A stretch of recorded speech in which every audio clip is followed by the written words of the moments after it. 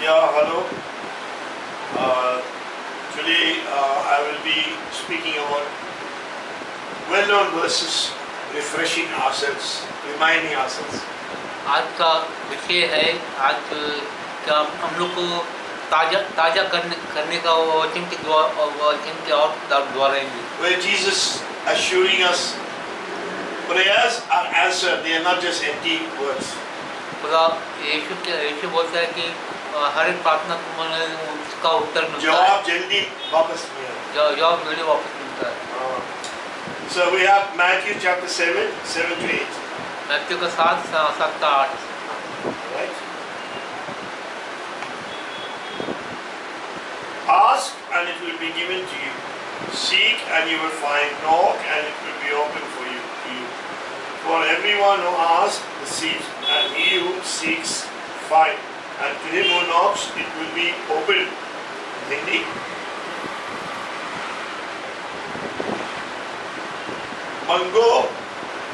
मंगो तो तुम्हें दिया जाएगा, ढूंढो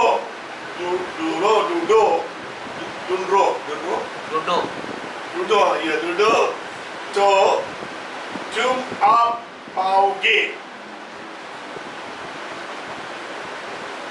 कतकता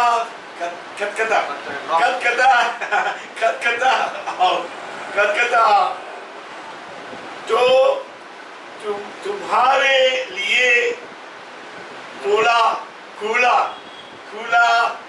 जाएगा। Very clear Hindi, very simple Hindi. क्योंकि जो कोई मंगता है उसे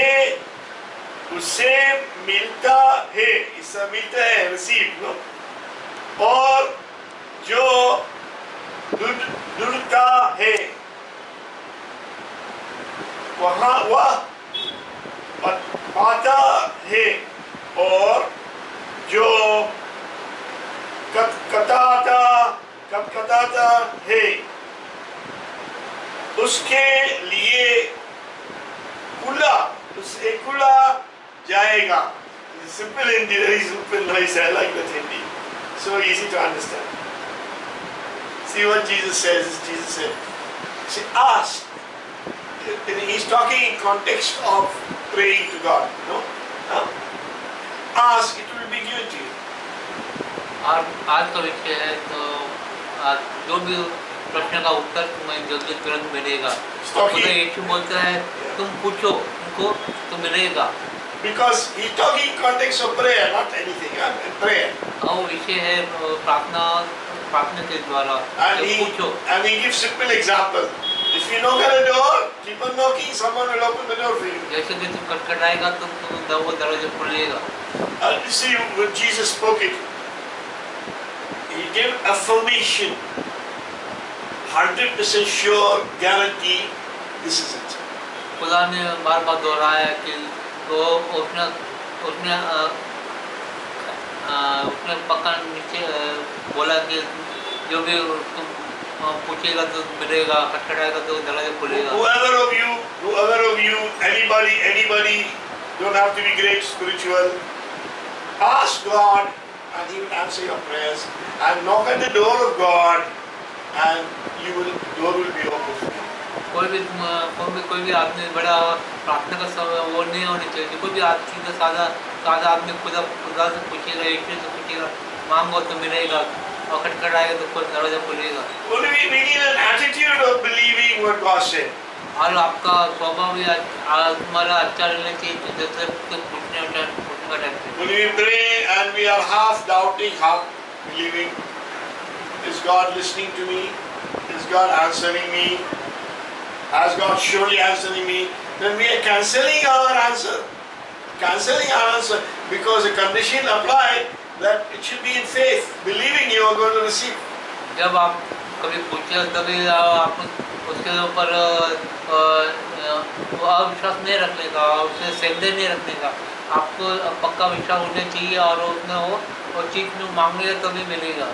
You know, when Jesus spoke it means it is true. और ये यीशु ने कुछ बोला वो सच बात है।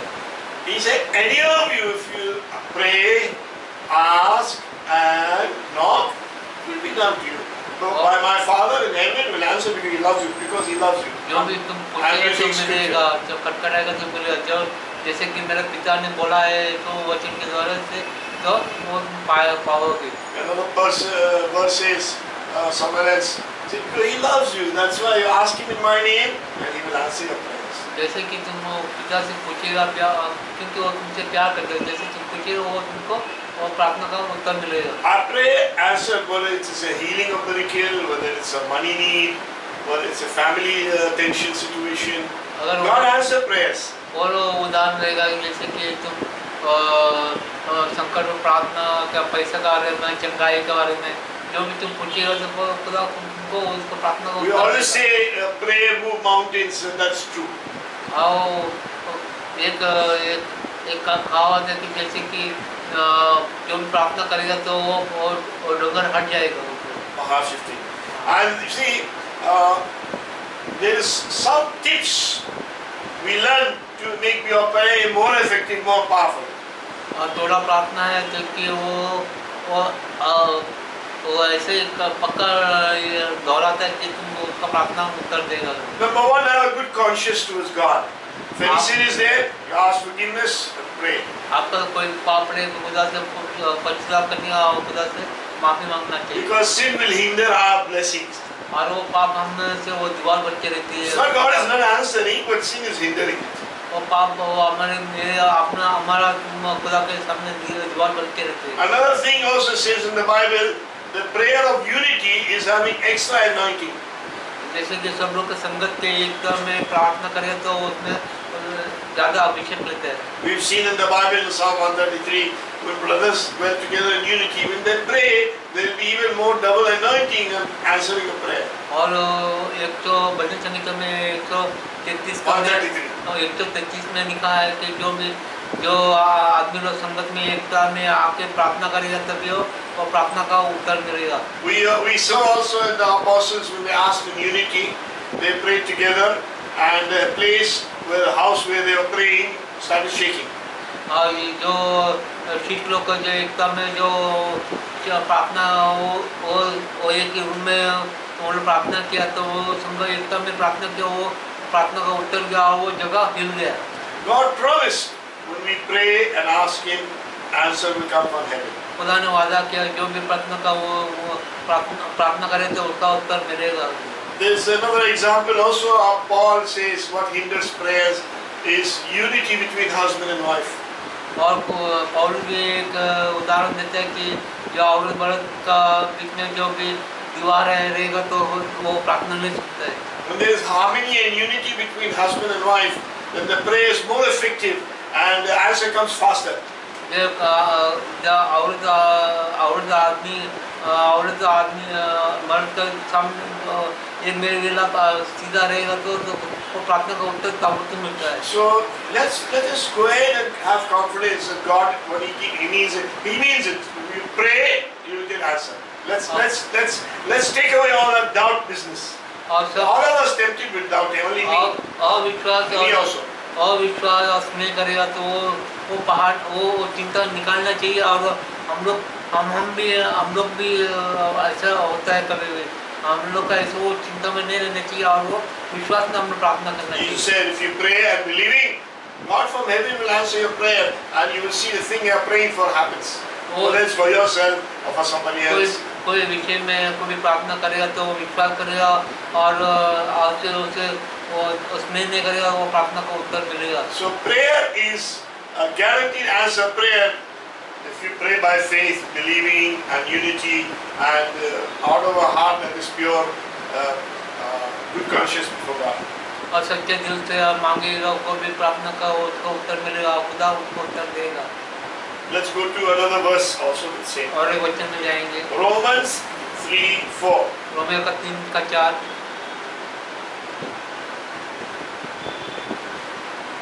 Certainly not.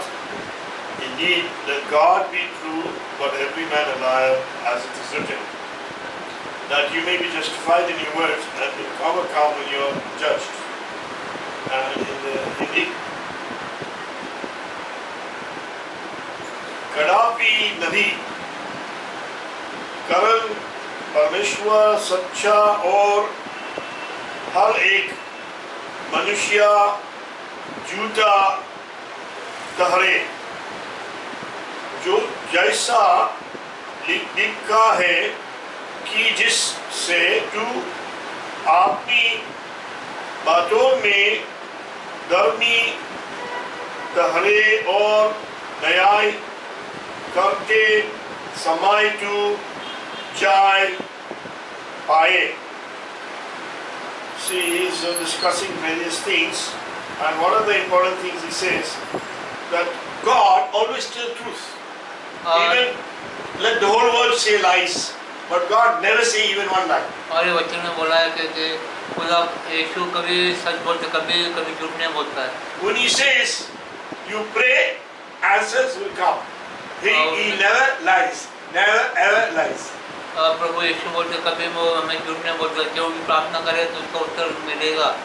That means even if the heavens will burn off, that promise will always be healthy. और आसमान टल जाएगा अपन उसका जो भी प्रार्थना किया वो प्रार्थना का उत्तर मिलेगा. I pray, ask God whatever is my concern, whatever is my pain or pain of some friend, God will answer prayer. आपका कोई भी दुख रहेगा तो कोई भाई का दुख रहेगा, आप प्रार्थना करेगा उसका प्रार्थना का उत्तर मिलेगा.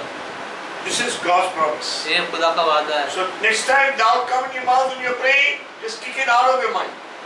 जब भी कभी भी आपको नहीं आते तो वो चिंता निकालने का होगा, वो आपको विश्वास रख के वो प्रार्थना करें. Say, I plead the blood of Jesus against you doubt in my mind. Get out of my mind in Jesus' name. आपको कभी स्नेह रहेगा तो आपको खुदा का लोन लेने का और खुदा जो शैतान को निकालने का और उसको भगाने का और प्रार्थना करने We'll pray with confidence. आपको वो विश्वास में प्रार्थना करना चाहिए. Let's go to one more verse, which is the final verse. और एक वचन में जाएगा, वो आखिरी वचन है Matthew 24:35. मत्ती का 24 का 35. Heaven and earth will pass away, but my words will by no means pass away. And Hindi. आकाश और पृथ्वी टल जाएंगे, परंतु मेरी बातें कभी न टलेगी. Even if heaven and earth will pass, even if the heaven and earth will pass away, even the sky will rip off, still the words I spoke to you is firm and sure.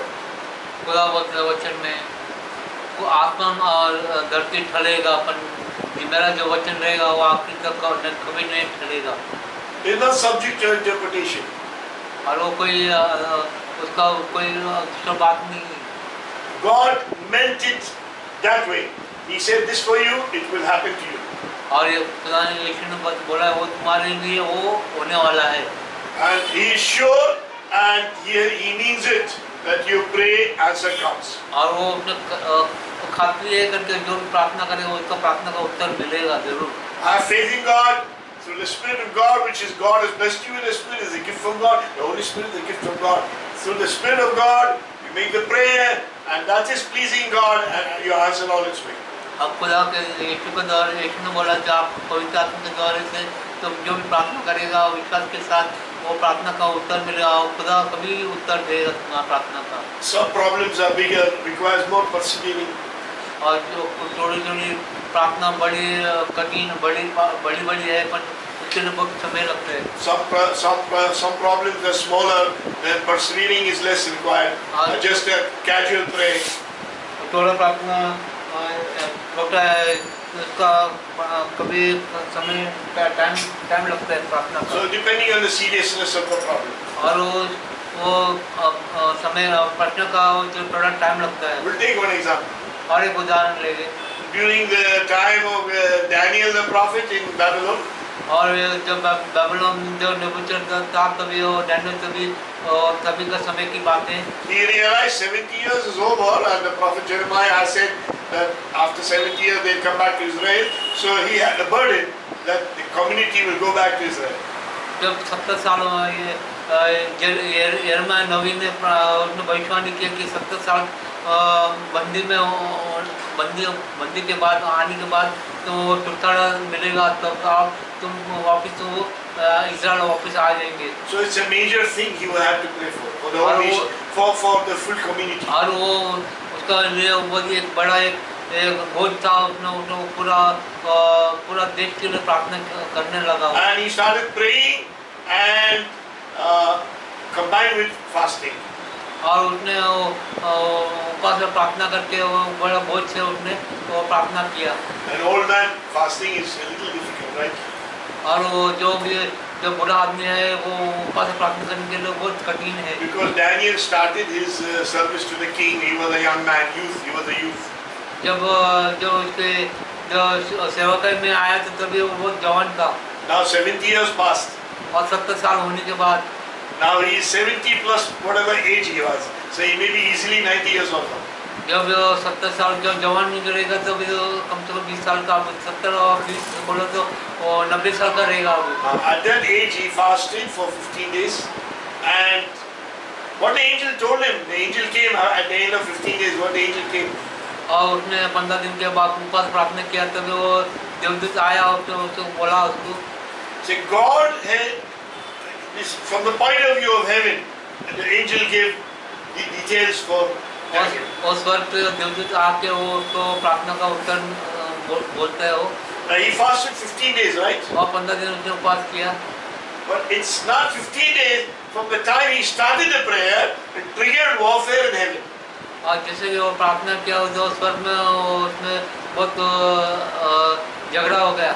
The angel Michael had a war with Satan, and then another angel, which one? Michael and Gabriel came to help him. He could not manage alone. The war was very severe, and then it triggered war. But actually, the answer of his prayer came from that time. He could not bring it because of the war. और जो जब संत Gabriel देवदूत उसको प्रार्थना का उत्तर लेने के बाद तभी वो रुकावट आया, तब शैतान और गब्रिएल का साथ जो झगड़ा होगा, तभी उसके साथ जोड़ी में सेंट माइकल आ गया, उसके सब बहुत लड़ाई हो गई और 21 दिन के बाद वो प्रार्थना का उत्तर। Finally, the two angels managed to defeat the devil over Persia. और वो बहुत भीड़ की शैतान के ग्रुप थी, वो दो देवदूत जैसे कि गब्रिएल और माइकल ने दोनों लड़ाई। There was a satanic spirit over Persia, that is Iran. और वो एक पूरा इलाका एक तावा था, इलाका एक पूरा शैतानी इलाका था और वो उसको बाढ़ को तोड़ने के लिए वो एंजल गैब्रिएल और Michael still angel managed to reach him.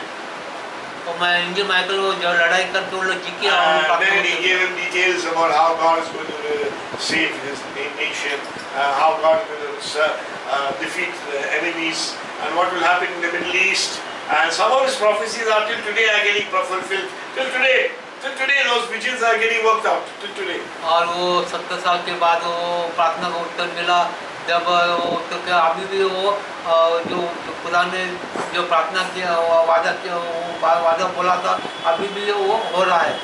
So what happened is God gave him answer. God answered him because the matter was big. So the prayer was big also. There was more proportion. It was more with fasting, praying. और खुदा ने उसको ऊपर से प्रार्थना करने के बाद उसने खुदा से उसको उत्तर दिया और उसका हर एक प्रार्थना का उत्तर मिलता है। So Jesus promised, when we pray, we get answer. खुदा ने यीशु ने वादा किया कि कोई भी प्रार्थना करेगा उसका जवाब मिलेगा। Our heart should be pure before God. Our conscience is clean from sin, and then God will quickly bring the answer. अपना दिल सफा करना, मन भी सफा करना, तभी हमारा जब खुदा से और पवित्र रहेगा तो तभी खुदा से कुछ भी मांगेगा तब प्रार्थना का उत्तर मिलेगा। Unity in the family, unity in the church. और जैसे कि घर में एकता में और कलीसिया में एकता में प्रार्थना एकता होने से then there is no hindrance for the answer to come. और कभी कोई भी पहाड़ रहेगा तो कोई उसको पहाड़ का भी वो पहाड़ का रहेगा तो भी उसको तुरंत उत्तर मिलेगा Answer to come fast. और प्रार्थना का उत्तर जरूर मिलेगा. Also, we see in the life of Jesus, there are certain demons don't go out easily, require more prayer, fasting. Some demons go fast, some demons don't go fast, but they go.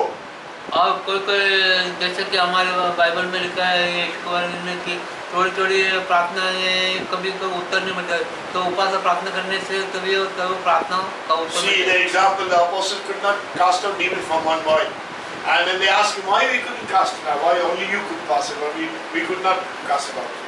जो थोड़ा प्रार्थना था कि थोड़ा जो सिख लोग को एक बच्चा का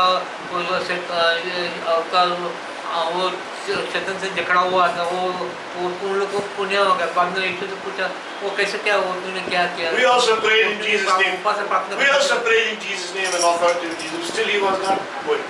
तो हम लोग भी हम लोग भी प्रार्थना करते हैं तभी वो चेतन का वो बाहर नहीं निकलता. Jesus gave explanation. और पुराने उसका छुटा है. This type of demon is more stubborn, require more authority, and authority comes by regularly praying personally, fasting regularly, and walking with God regularly. That will generate more authority over him. जैसे कि खुदा के साथ चलने के बाद और प्रार्थना करने के बाद और प्रार्थना में रहने के बाद तभी वो प्रार्थना का उत्तर मिलता है. So don't blame God when the prayer is not answered. It's because my heart is not right. I am kicking off God for my life, and then when I need, I come and say, please come and bless me. So there are situations where spiritual authority is zero.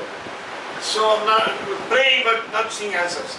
कभी-कभी हमारे जीवन में जो खुदा के जो हमारे बंधन रहते हैं कोई पाप का बंधन रहता है तो हम लोग खुदा से प्रार्थना करते हैं. हम लोग खुदा से नाराज होता है कि खुदा हम प्रार्थना नहीं सकते क्योंकि हमारे इसमें कमी रहती है. इसके लिए तभी हम लोग पश्चाताप करेंगे और माफ़ी मांगेंगे तभी हम खुदा से वचन के द्वारा से उसके साथ चलेंगे तभी वो प्रार्थना को उत्तर मिलेगा. So Bible teaches also how prayer answered quickly, how prayer are effective. Bible हम लोग को सिखाते हैं कि जैसे कि कैसे का प्रार्थना का उत्तर मिलना है. I think in the book of James it says the prayer of the righteous achieve lots. और याकूब में लिखा है कि एक धार्मिक का प्रार्थना कभी भी I'm sorry, I think James it is or James. When your life is close to God, then you pray farafat, prayer answer coming down quickly. एक धार्मिक जो भी प्रार्थना करेगा वो कभी उसका प्रार्थना तुरंत उसका जवाब मिलता है. Because you are close to God when there is no problem. So when there is problem, God will answer your prayer very fast. जब खुदा के साथ चलते हैं तभी खुदा हमारे प्रार्थना का उत्तर मिलता है. God is watching our movement every day and night. कि खुदा हमारे चलना वो बोलना तो वो आपने दिखता है वो. Amen. Amen. Let me few words for my friends who are watching the video. So glad you are here. Now exam season we have. Turn to God and ask you forgiveness of sin and invite Jesus to come into your heart and receive you as a child of God. You can tell God that you love Jesus. He is the Son of God. You acknowledge Him. There is no other way to heaven. There is no other door to heaven. Jesus, come into my heart and heal my sin. Forgive my sin. Heal my life. And God will receive you as a child of God from today onwards. Start reading the Bible. Start fellowshipping with good people who will not introduce corruption into your life. And find out a nice suitable church not far from your house where the people are spiritual and start attending the prayers there. Father God, I thank you for the people who are watching. I claim a blessing upon their life, their exam and their families. If there's any problem they're facing, big money problem, they have to pay some big thing, Lord, provide for them, Lord. Lord, I pray for the people who are in this room, Lord. Bring your blessing in Jesus' name. Amen.